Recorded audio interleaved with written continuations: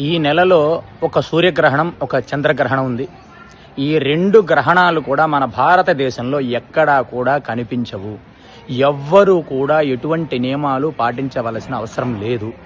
Social మీడియాలో ఏదో fake న్యూస్లని spread చేస్తున్నారు. గ్రహణాలు ఉన్నాయని చెప్పి అందరినీ భయపెడుతున్నారు. ఎవ్వరూ కూడా అటు ఫేక్ న్యూస్లని నమ్మవాకండి. ఫస్ట్ సోషల్ మీడియాలో వచ్చే ప్రతి న్యూస్ నిజమైంది కాదు. మీ పక్కన ఉన్న సిద్ధాంతాలను అడిగి తెలుసుకోండి. మీకు దగ్గరలో ఉన్న పండితులను అడిగి తెలుసుకోండి. అంతేగాని సోషల్ మీడియాలో నమ్మి వాటిని స్ప్రెడ్ చేయకండి. మనము ఈ మార్చి నెలలో ఉండే 2 గ్రహణాలు కూడా మనకు కనిపించవు. ఎవ్వరూ కూడా ఎటువంటి నియమాలు పాటించవలసిన అవసరం లేదు.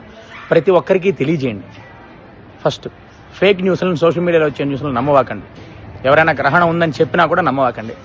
ఎటువంటి నియమాలు కూడా మనం పాటించవలసిన అవసరం లేదు. ఆ గ్రహణం కేవలం కెనడా, అమెరికా, బ్రెజిల్, ఫ్రాన్సు అట్లాంటి దేశాల్లో మాత్రమే కనపడుతుంది. మన భారతదేశంలో ఎక్కడా కూడా కనిపించదు.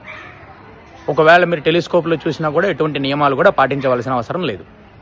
ప్రతి ఒక్కరికి తెలియజేయండి.